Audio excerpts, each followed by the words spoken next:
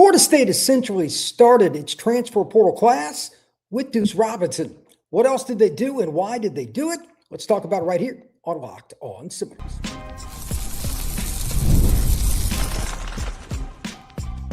You are Locked On Seminoles, your daily podcast on the Florida State Seminoles.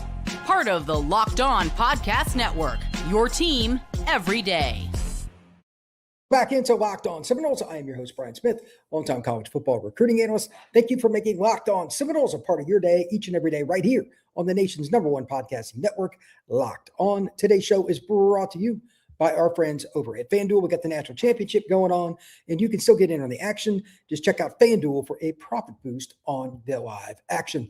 Let's talk a little bit about Florida State tonight in terms of what's for next season. The portal is officially over in terms of entering, but not all the tallies have been made, not just for Florida State, but across college football. I'm going to talk more about the offense tonight, beginning with Duce Knight, but we're also going to talk about where's the defense. We had a little bit of that at the end of the portal where we got a little taste of what we needed, but not enough. I am still a little salty about the defensive effort in terms of what they spent. And I have some questions for fans that probably are on your mind as well. We'll get to that just a little later in the show. But first, while he was not added to the Florida State roster, I think Duce Robinson is still the most important thing for next season from two perspectives. Number one, I need to be able to enjoy watching Florida State football, and last year was bad enough. The year before was not explainable. Duce Robinson this next year has a chance, if given the opportunity, to go down as one of the greatest individual season players in Florida State history, if it's done properly. I'm putting that big caveat over there for all you, much like me, that need to see it under Mike Norvell's direction. Full disclosure, I see what you're talking about. If you're throwing comments at it, fire away. But he has a chance. He had over 1,000 yards on this god-awful team this past season, despite all their deficiencies. We're going to go through the offensive list, and I have a ton of players to discuss. But this is a player that 6'6", 220-some pounds, turned down the draft to come back to FSU. Turned down the draft despite the next one undoubtedly having Cam Coleman and this guy by the name of Jeremiah Smith in it to come represent Florida State, his father's former institution as well. And I think he's going to be a lot of fun. So right off the bat, I'm being just straight up honest and selfish. I'm really looking forward to watching Duce Robinson next year. Just make crazy catches, make special plays, 3rd and 11, catch a ball, make it look easy. I think that's going to set trends and make it a lot easier for Florida State to run the ball. And Ashton Daniels, no offense to Tommy Castellanos, is a better passer.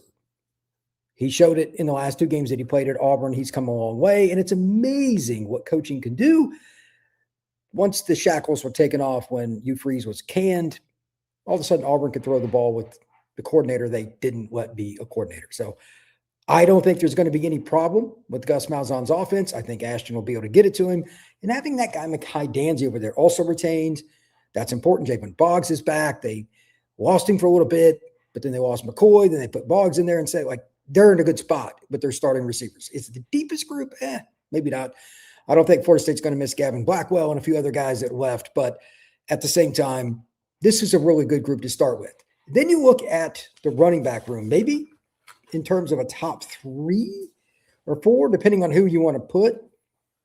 You could argue that Florida State's best spot, absolute best, is running back on offense. You could argue that. Maybe.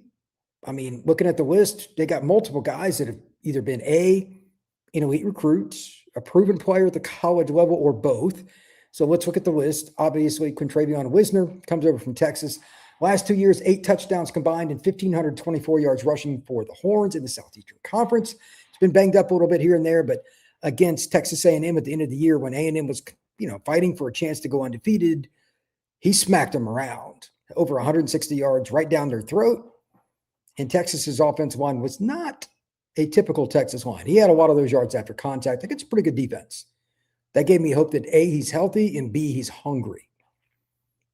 I think Wisner's going to be really good. The question is it going to be Uzman Croma? Is it going to be Sam Singleton? Is it going to be Wisner? That will be a great problem to dissolve and figure out during spring. And maybe there is just a combination of players, but for the love of God, let's hope it's not as broad and as widespread in terms of who gets carries during the game as it was last year. We've Change running back coaches, that'll get better. Looking at the wide receiver group, though, with this combination, there really aren't many teams other than maybe Miami, and it's not a lock right now. Florida State's would be better than Miami because Miami's wide receiver room is going to be different. They're going to lose several guys. We'll see what JoJo Trader does if he comes back. I've heard he may or may not come back. Been a lot of rumors about that. He's looking around. And there's also the concern for them in terms of just what they lost offensively up front. I'm not saying Florida State's roster is better than Miami's. It is not. But it's interesting. Florida State, skill-wise, like the starters on offense, probably is going to be better for FSU right now. Miami still may get some players in the portal, but they really focused. I got the national title game on over here.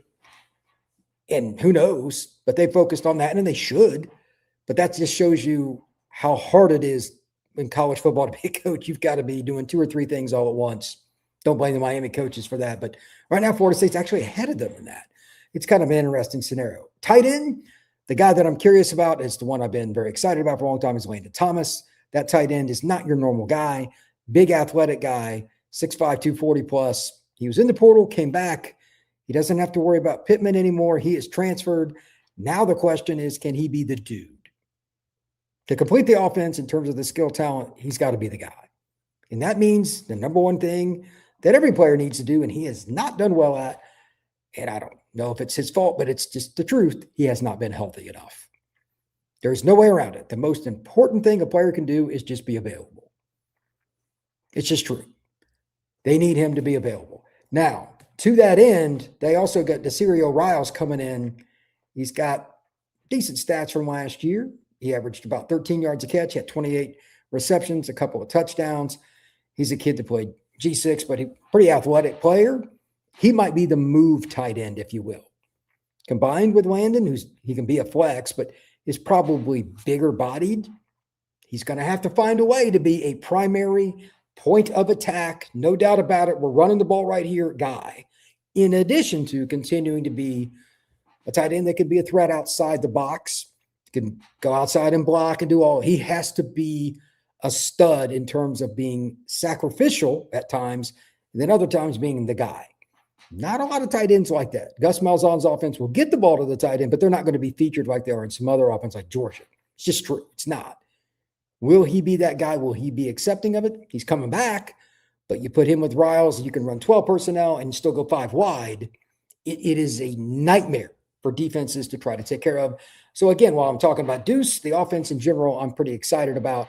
And I expect Florida State to be one of those teams, especially early in the year, to be a real pain because they're going to show stuff with their new personnel that's different because Gus Malzahn's playbook is enormous.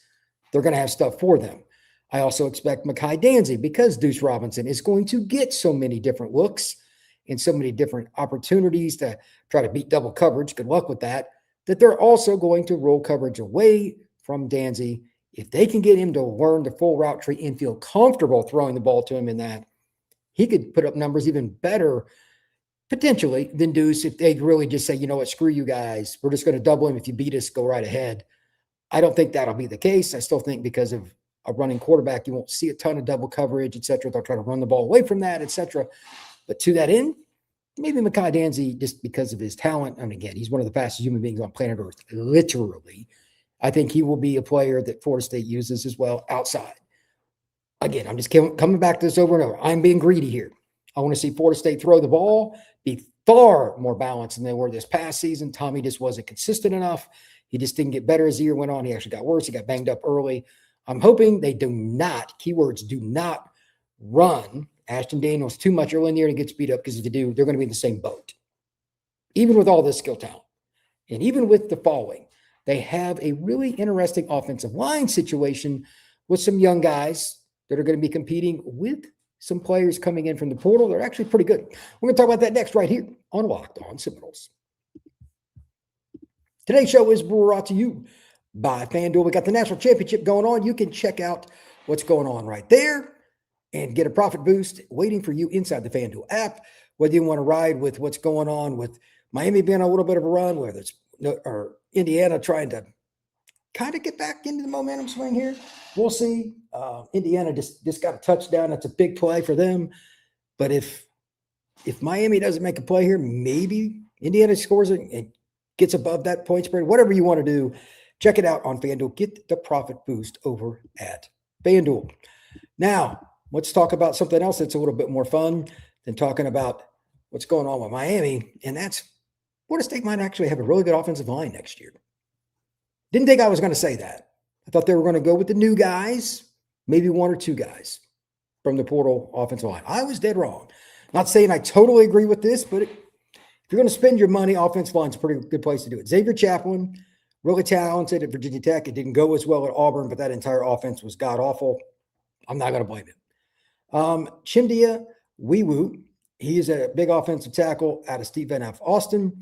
He's another guy that could absolutely give you reps at left tackle if you need it, but he's probably the right tackle. Maybe he moves inside, whatever you want to do.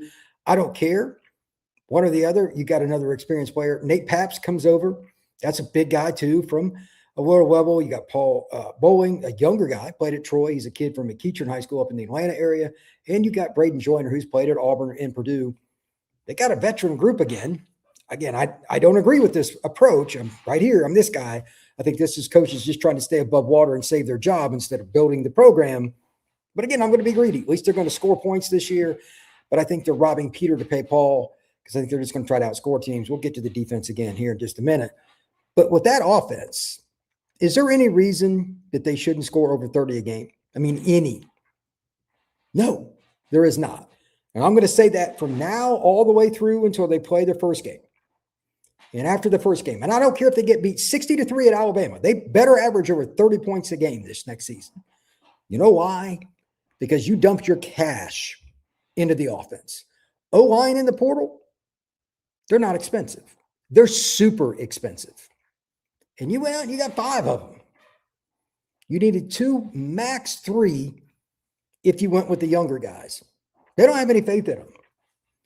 Florida State doesn't have any faith in quarterbacks or offensive linemen unless they come from another school until otherwise proven. I know the people in the office of Florida State won't like me saying that. Well, do something about it. Go recruit one and actually develop it. This drives me nuts because you have to eventually convince high school kids that you will play players that come in at those positions from the high school ranks. Florida State has failed miserably at those 2 spots for doing it. Eventually, you've got to go through it. There is no shortcut. You have to play younger players without experience. It's part of college football.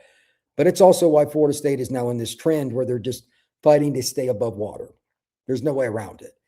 So I ask you, did you expect Florida State to take an elite running back? They kept their receivers. They didn't really have to do much there. It was more about retention. And they had to pay Duce a lot. He's kind of like a portal guy because he's a dude. I think he changes every play on the field. I don't have any problem with them paying him a bunch. He earned it. He's a respectful young man. All those things, I'm good with it. But you dump so much money into your offense, and when you got not just a portal quarterback, a guy that's got starting experience. He's a good player, great guy. But what about the defense? Where do you stand on the defense? If you want to comment on the chat, fire away. If you listen to this later, were you surprised at the following stat? Here's a little something for you. This gets on my nerves. Just going to give you an overview before I go by position on the defense for Florida State. And by the way, there's still time to sign more players, but I'm not getting a good feeling here. Linebacker and D tackle combined for Florida State, they've added 3 players. The defensive lineman's a guy that didn't start to the end of last year at a G6 school. Did they dump enough money into defense? No. Did they try? That's what I'm not sure of. Do you think they really did? Do you think the boosters were hold out? Do you think the boosters hold out because they don't trust Norvell? What do you think it is? I think it's a combination personally, but we're going to come back to that. Right now, the only thing I want to talk about is the obvious defense in general. The one defensive end is Rylan Kennedy. He's pretty talented, and he did play at Texas A&M where they're loaded with defensive linemen. He was never a starter, but he was a contributor. Pretty solid player. I don't have a problem with that pickup. If you're going to take a chance on a guy, take a chance on him. He contributed. It's just, again, he was at a school that had so many dudes. He had to kind of wait his turn, and he may or may not have started this next year at A&M. They just got players. So we'll see if Florida State figures that out. But the other problem, again, there's just no shortcut here. They didn't get enough defensive linemen. So I don't know what you're going to do. You got Jordan Sanders comes over from Texas State. He played 335 snaps. Okay. He had 11 pressures and 11 stops. Big dude, 300 pounds, give or take. That's nice. But no other defensive tackle. He didn't get a P4 D tackle. He didn't get a second defensive tackle. Where are we at here? Florida State, they got, I'm not against getting the twins back or Kevin Wynn, by the way. But you needed conservatively a couple interior guys and conservatively a couple edge guys that were upper echelon. Kennedy maybe works out, iffy. Sanders, pretty unlikely, and that's the only one you got. And I want to say this again. The administration, we all remember this, said, hey, we're going to give Norvell the chance. Championship level and all this stuff. I ran into Bud Elliott this past weekend. I was Battle Miami. I work with Coastline 7-on-7 now. And I said, Florida State. And he's like, yeah, don't even care at all. Like, just, he's and I don't blame him. Like, he doesn't think they're serious about football. And right now, it's kind of hard to blame him. I can see why he thought that. And Bud's a great guy, and he's pretty frustrated with his alma mater. I don't blame him. And so are a lot of other people. Anybody else I've talked to about Florida State, similar. And I ran into quite a few. I'll leave it at that. That don't think Florida State's in a very good spot. And several of the players bit them over the coals because they can. Because Florida State put themselves in this spot with the defense, and including the twins, et cetera. There's Florida State doesn't have enough leverage. Maybe he's part of it, but you guys got yourself in this. You're going to have to figure it out. And there is no shortcut. It's going to be Money. They need a lot more of it, because if they go out there this next season, even if, let's say, they score 32 points a game, again, the offense ought to be pretty good, maybe 33, 34. They could still be 500 with that at best, because this defense right now, with what I see up front, I'm going to get to the linebackers in a second. The two pickups are good players, but they're thin.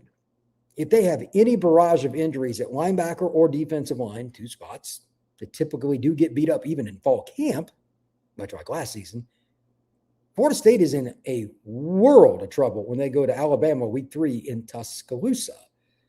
That's not going to work. They went out and gotten some serious manpower on offensive line in the portal. They ain't cheaping on nothing. They're not cheating out on their own. They're trying to make it happen.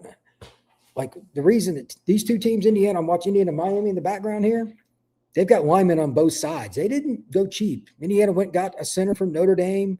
Miami went out and got a defensive tackle out of the portal that everybody wanted to slay. Like, you have to spend top dollar for linemen on both sides. Again, Notre Dame and Miami and Texas and Ohio State, I know who you're competing with, but you're going to have to find a way to get their linemen out of high school ranks to actually play them. But when you do go to the portal, you're going to have to compete a little bit better, because no offense to Jordan Sanders and even Micahi Jabbar, good linebacker, and Chris Jones is a good linebacker. It's only 2. Minimum. They needed 3. Just to have more competency and more depth. And I know you're only going to play 2 linebackers most of the time, but what we saw from the guys last year that are returning, are we excited? Really? I mean, Omar Graham's a good player. I'm glad he's back. But they didn't have anybody that was a stalwart, and they didn't get a pass rusher that was a pure elite guy. So that front 7, I'm really, really worried about. I'm going to leave my rant at that, but we'll get to the DBs here in just one second. I think it's very important to note that the defensive secondary, they lost some key guys, and in particular, Shamar No's gone.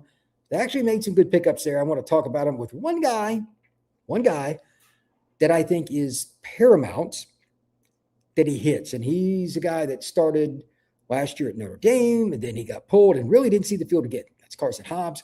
We're going to talk about him next right here on Locked On Seminoles. Today's show is brought to you by TurboTax.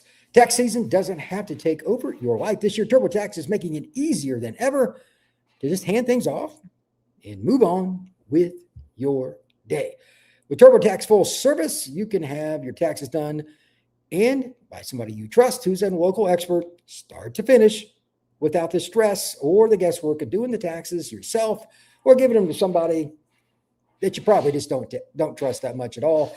Instead of spending all kinds of hours and trying to figure out if you got the right forms, if you did it right. If you're going to get a call from the IRS in a couple of years, TurboTax can help you with W-2s, 1099, or whatever it is you're trying to do. And all you got to do is upload the documents, go about your day, and they'll do it for you. Limited time.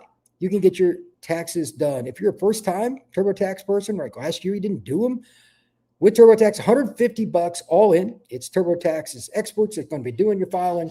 Just file by the 28th of February. Take taxes off your plate and get back to your life. Visit TurboTax.com/local to get back to having your life back with an appointment with TurboTax.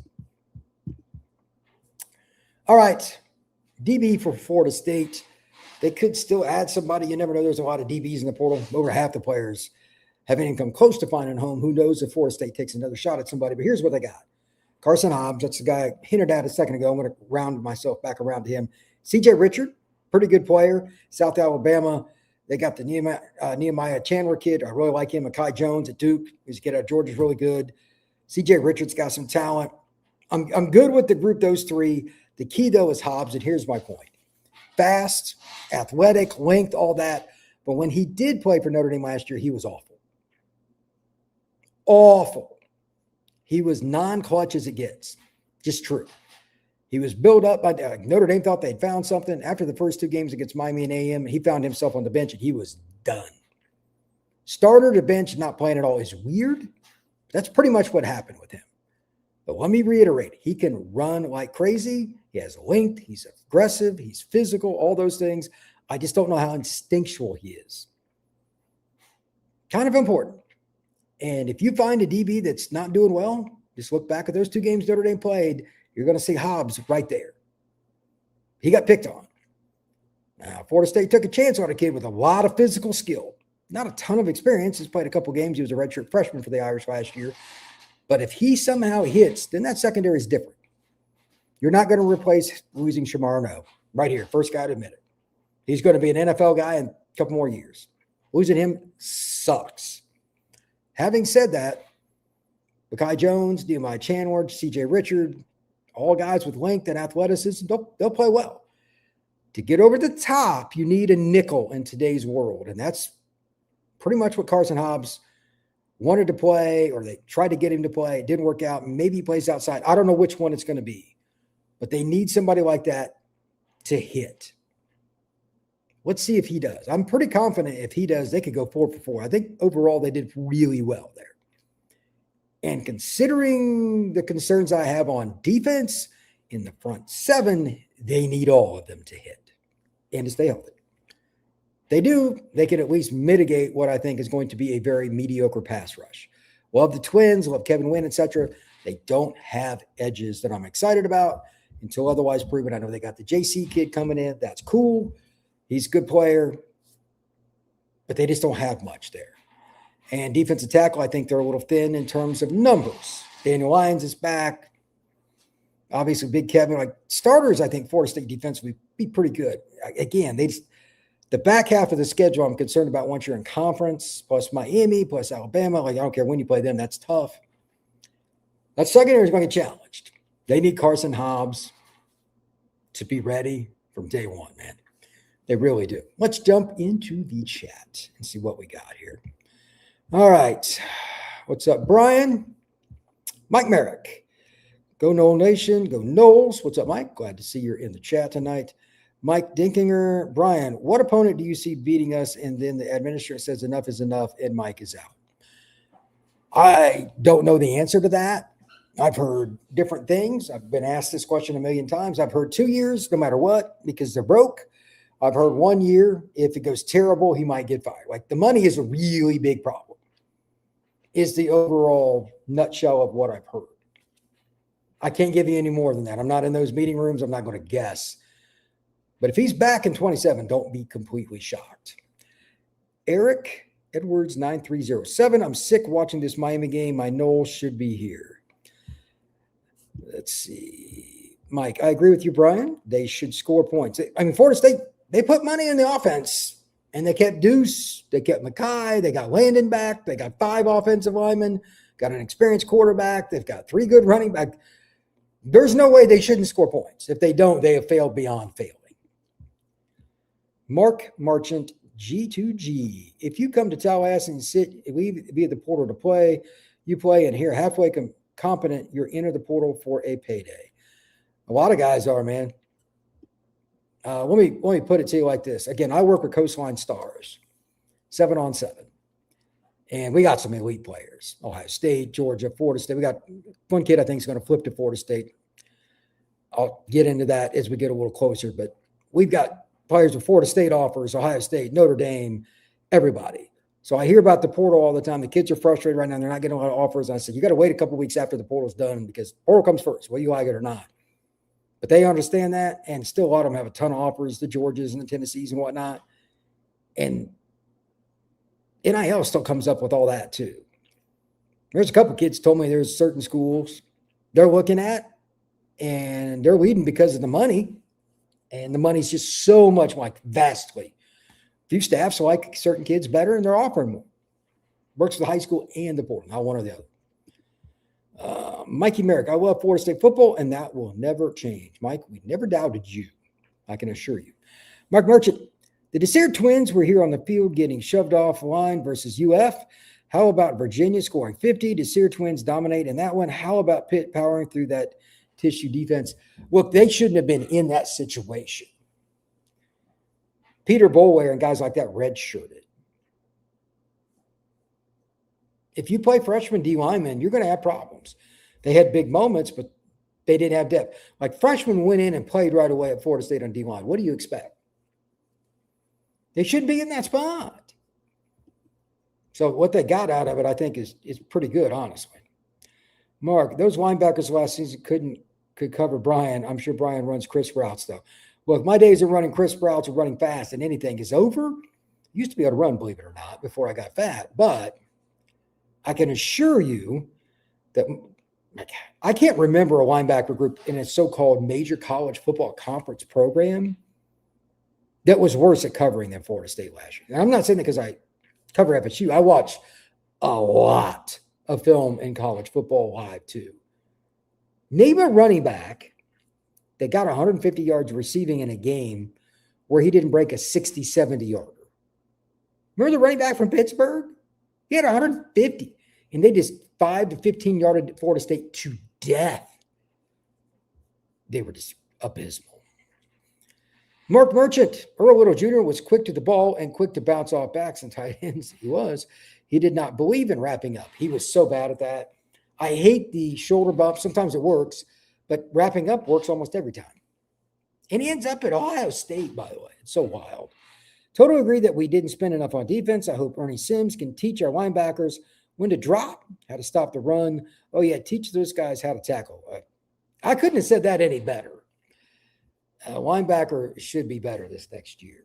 I became a diehard Nolan 79 versus Oklahoma. I lived and died on every play.